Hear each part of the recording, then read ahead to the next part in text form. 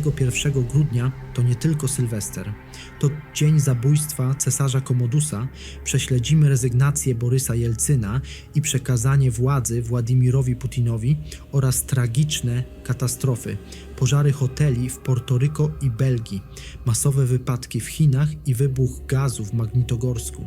Nie zabraknie też wydarzeń naukowych i technologicznych, narodzin kompanii wschodnioindyjskiej, elektrycznego światła Edisona, lotu braci Wright, otwarcia Tajpej 101 czy zamknięcia elektrowni Ignalina.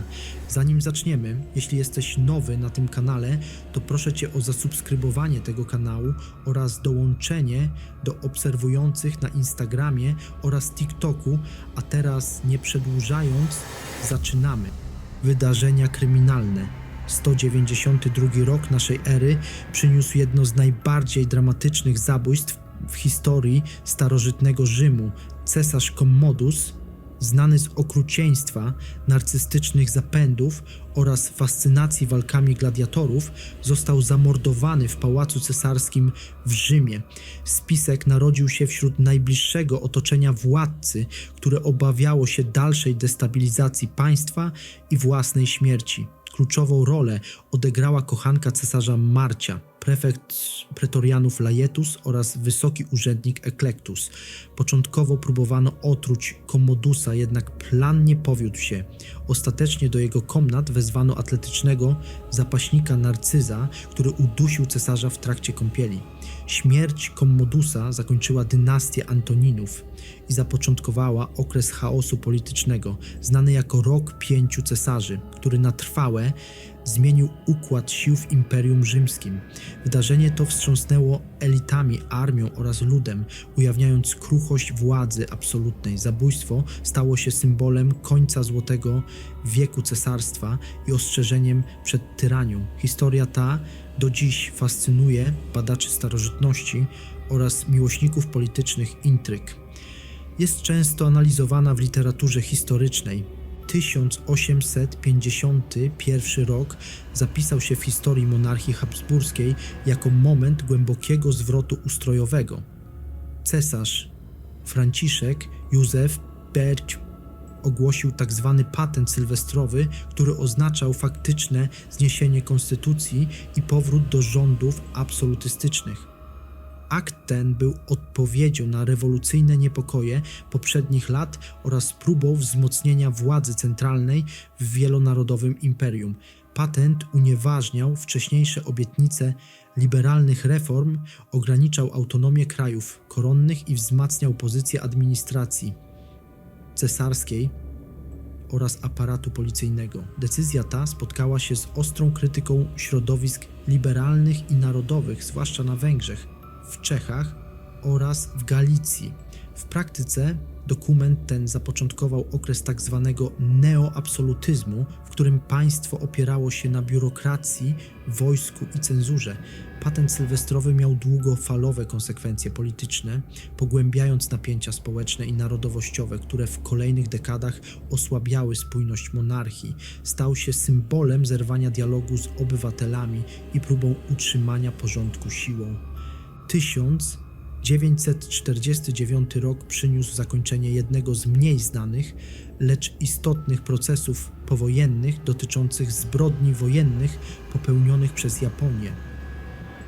W Chabarowsku na terytorium Związku Radzieckiego zakończył się proces japońskich oficerów armii cesarskiej oskarżonych o prowadzenie eksperymentów biologicznych na ludziach. Przed sądem stanęli członkowie elitarnej jednostki badawczej odpowiedzialnej za testowanie broni biologicznej na jeńcach wojennych oraz ludności cywilnej. Oskarżeni przyznali się do winy, składając szczegółowe zeznania dotyczące metod zakażania dżumą, cholerą i innymi chorobami. Wyroki obejmowały wieloletnie kary pozbawienia wolności w łagrach. Proces miał charakter propagandowy, lecz jednocześnie ujawnił skalę zbrodni, które przez lata były pomijane w zachodniej narracji historycznej. Wydarzenie to odegrało ważną rolę w dokumentowaniu zbrodni wojennych w Azji i stało się jednym z pierwszych międzynarodowych rozliczeń japońskiego programu broni biologicznej. Informacje ujawnione podczas rozpraw wpłynęły na późniejsze badania historyczne i debaty nad odpowiedzialnością wojenną. 1999 rok przyniósł niespodziewany i symboliczny finał epoki postsowieckiej w Rosji. Prezydent Borys Jelcyn ogłosił swoją rezygnację z urzędu, kończąc burzliwy okres transformacji ustrojowej po upadku Związku Radzieckiego. Decyzja została ogłoszona w orędziu telewizyjnym, w którym Jelcyn przeprosił obywateli za niespełnione obietnice, błędy polityczne oraz trudności gospodarcze, jakie dotknęły kraj w latach 90. Rezygnacja oznaczała natychmiastowe przekazanie władzy premierowi Władimirowi Putinowi, który objął obowiązki głowy państwa jako pełniący urząd prezydenta. Ten moment stał się punktem zwrotnym w historii Rosji, zapowiadając odejście od chaotycznej demokracji ku silnie scentralizowanemu modelowi władzy. Ustąpienie Jelcyna było także pierwszym w historii Rosji dobrowolnym przekazaniem władzy przez urzędującego przywódcę. Wydarzenie to miało ogromne znaczenie symboliczne i polityczne, wpływając na dalszy kierunek rozwoju państwa, relacje międzynarodowe oraz sposób sprawowania władzy w kolejnych dekadach. Katastrofy. 1980 rok zapisał się w historii Kenii jednym z najkrwawszych aktów terroru w regionie Afryki Wschodniej. W luksusowym hotelu Norfolk, znanym dziś jako Fairmont, położonym w centrum miasta Nairobi, doszło do potężnego zamachu bombowego wymierzonego w obiekt często odwiedzany przez zagranicznych gości, dyplomatów i biznesmenów. Eksplozja zniszczyła znaczną część budynku, powodując śmierć i obrażenia wśród osób przebywających w hotelu oraz jego personelu. Śledztwo wykazało, że atak był aktem odwetu za wcześniejsze działania polityczne Kenii na arenie międzynarodowej. Zamach wstrząsnął opinią publiczną i ujawnił podatność państwa na międzynarodowy terroryzm. Wydarzenie to doprowadziło do zaostrzenia środków bezpieczeństwa w hotelach, ambasadach i obiektach publicznych. Stało się również jednym z pierwszych sygnałów, że Afryka Wschodnia może stać się celem zorganizowanych ataków terrorystycznych. Tragedia na trwałe wpisała się w historię walki z terroryzmem i zmieniła podejście władz do ochrony infrastruktury cywilnej. 1986 rok przyniósł jedną z najtragiczniejszych katastrof pożarowych w historii amerykańskiej branży hotelarskiej. W luksusowym hotelu DuPont Plaza w mieście San Juan w Porto Rico wybuchł pożar, który w bardzo krótkim czasie objął znaczną część budynku. Ogień rozprzestrzeniał się błyskawicznie przez łatwopalne materiały wykończeniowe, a gęsty dym odciął drogi ewakuacji setkom gości i pracowników. W wyniku tragedii zginęło 97 osób, a wiele kolejnych odniosło poważne obrażenia. Śledztwo wykazało, że pożar został celowo wzniecony przez pracownika hotelu w trakcie trwającego konfliktu pracowniczego. Katastrofa ujawniła poważne zaniedbania w zakresie zabezpieczeń przeciwpożarowych oraz procedur bezpieczeństwa. Wydarzenie to doprowadziło do zaostrzenia przepisów budowlanych, obowiązku instalowania systemów alarmowych i szkoleń ewakuacyjnych w hotelach na terenie Stanów Zjednoczonych. Pożar DuPont Plaza stał się tragicznym symbolem tego, jak ludzkie decyzje i brak zabezpieczeń mogą doprowadzić do masowej śmierci. 1994 rok przyniósł tragiczną katastrofę pożarową w jednym z nowoczesnych hoteli Europy Zachodniej. W hotelu Switel, położonym w belgijskim mieście Antwerpia, wybuchł pożar, który bardzo szybko objął kilka kondygnacji budynku. Ogień i gęsty, toksyczny dym rozprzestrzeniały się przez szyby wentylacyjne i klatki schodowe, odcinając wielu gościom drogę ucieczki. W wyniku tragedii śmierć poniosło kilkanaście osób, a dziesiątki zostały ranne, głównie wskutek zatrucia dymem. Akcja ratunkowa była wyjątkowo trudna ze względu na wysokość budynku oraz nocną porę, w której większość gości spała. Śledztwo wykazało, że przyczyną pożaru były poważne zaniedbania techniczne oraz niewystarczające zabezpieczenia przeciwpożarowe. Katastrofa wywołała szeroką debatę na temat bezpieczeństwa w wysokich hotelach i doprowadziła do zaostrzenia norm ewakuacyjnych oraz kontroli instalacji przeciwpożarowych w Belgii i innych krajach europejskich. Tragedia w Antwerpii stała się bolesnym przypomnieniem, jak groźne mogą być pożary w zamkniętych przestrzeniach. 2014 rok zapisał się w historii Chin jedną z najtragiczniejszych katastrof tłumu w czasach współczesnych. W centrum miasta Szangaj, w popularnej dzielnicy nadbrzeżnej Bund, doszło do gwałtownego naporu ludzi zgromadzonych w celu świętowania nadejścia Nowego Roku. Tysiące osób próbowały jednocześnie przemieszczać się w wąskich przestrzeniach schodów i tarasów widokowych, co doprowadziło do utraty równowagi i masowego przewracania się uczestników. W krótkim czasie sytuacja wymknęła się spod kontroli, a ludzie byli tratowani przez napierający tłum. W wyniku tragedii zginęło 36 osób, a kilkadziesiąt zostało ciężko rannych. Śledztwo wykazało poważne błędy organizacyjne, brak odpowiednich barier oraz niewystarczającą kontrolę przepływu ludzi. Katastrofa wstrząsnęła opinią publiczną w Chinach i doprowadziła do zaostrzenia zasad bezpieczeństwa podczas masowych zgromadzeń. Stała się bolesnym symbolem zagrożeń wynikających z niekontrolowanej koncentracji ludzi w przestrzeni publicznej. 2018 rok przyniósł jedną z najtragiczniejszych katastrof budowlanych we współczesnej Rosji. W rosyjskim mieście Magnitogorsk doszło do potężnego wybuchu gazu w wielopiętrowym bloku mieszkalnym, który doprowadził do zawalenia się znacznej części konstrukcji. Eksplozja nastąpiła we wczesnych godzinach porannych, gdy większość mieszkańców spała, co znacząco utrudniło ewakuację i akcję ratunkową.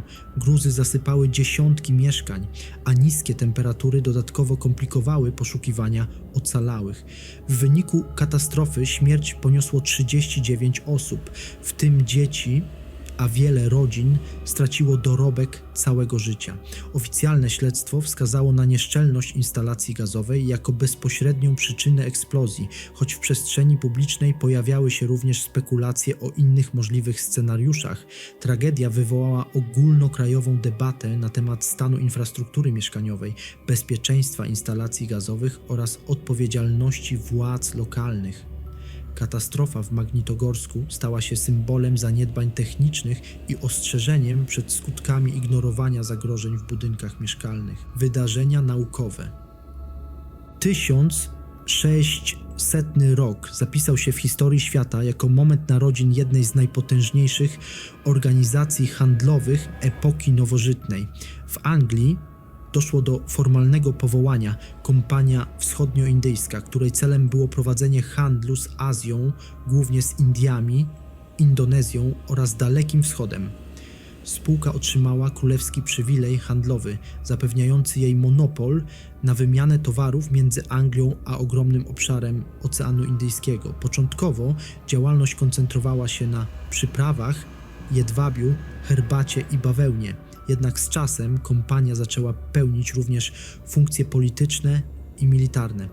Dysponowała własną flotą, armią oraz administracją, co pozwoliło jej stopniowo przejmować kontrolę nad rozległymi terytoriami.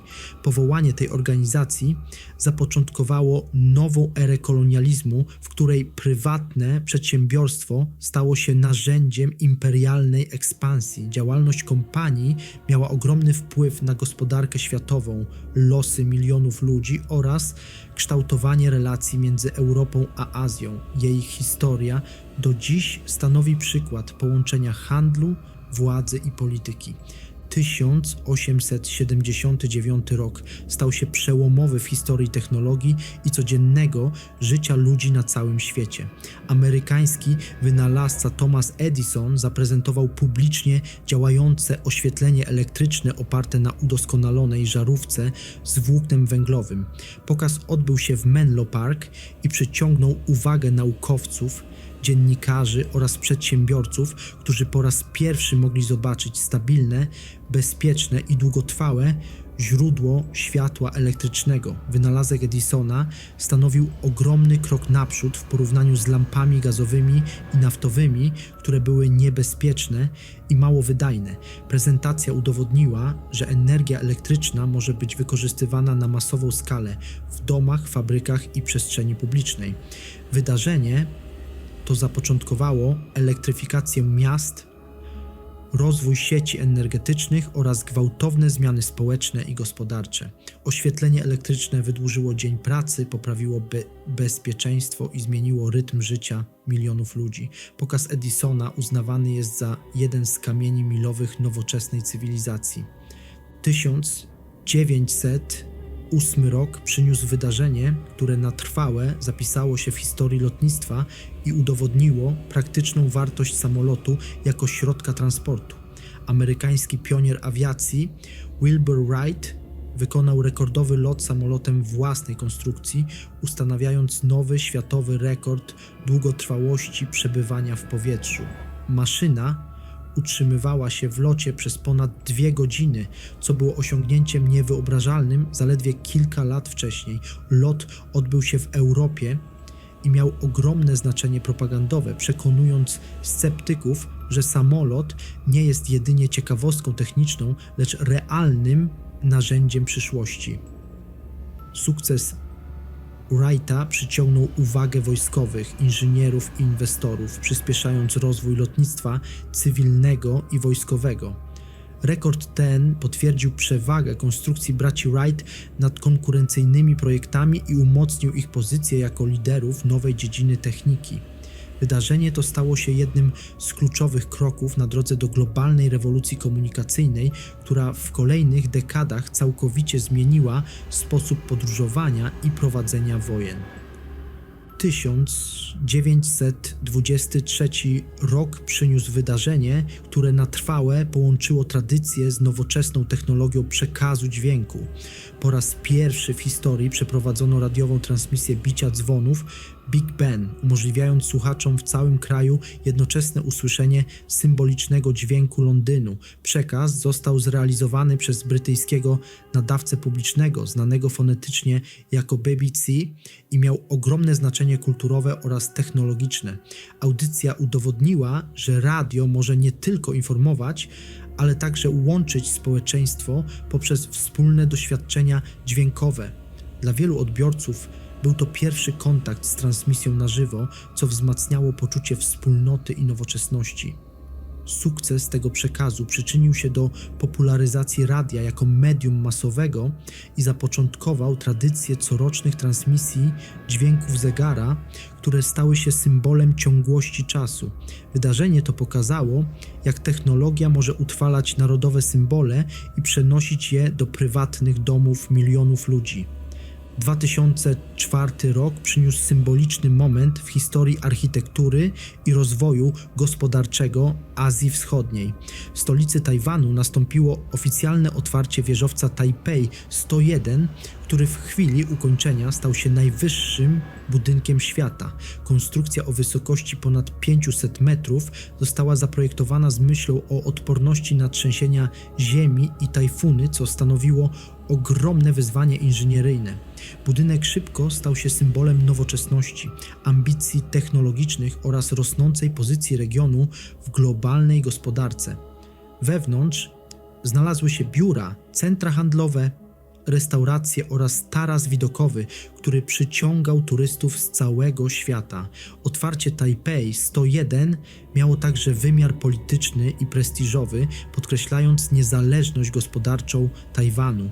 Wieżowiec wyznaczył nowe standardy w budownictwie wysokościowym i zapoczątkował wyścig o rekordy wysokości w architekturze XXI wieku. Stał się ikoną miasta i punktem odniesienia dla nowoczesnych metropolii.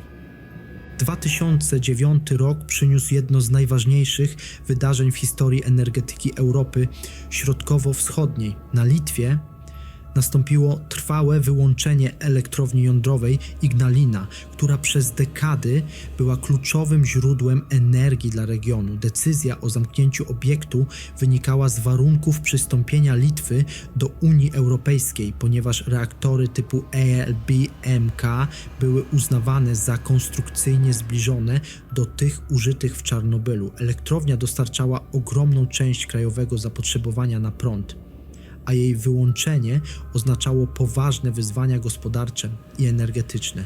Proces zamykania zapoczątkował długotrwały i kosztowny etap demontażu instalacji oraz składowania odpadów promieniotwórczych. Wydarzenie to zmusiło Litwę do zwiększenia importu energii i poszukiwania alternatywnych źródeł, w tym odnawialnych. Zamknięcie Ignaliny stało się symbolem kompromisu między bezpieczeństwem jądrowym a suwerennością energetyczną. Decyzja ta do dziś jest przedmiotem debat politycznych i ekonomicznych w regionie. Jeśli chcecie bardziej rozbudowany materiał na któryś z dzisiejszych tematów, dajcie znać w komentarzach. Zostawcie też łapkę w górę, zwłaszcza jeśli po tym odcinku 31 grudnia nabierze dla Was nowego znaczenia. Dzięki za uwagę i do usłyszenia.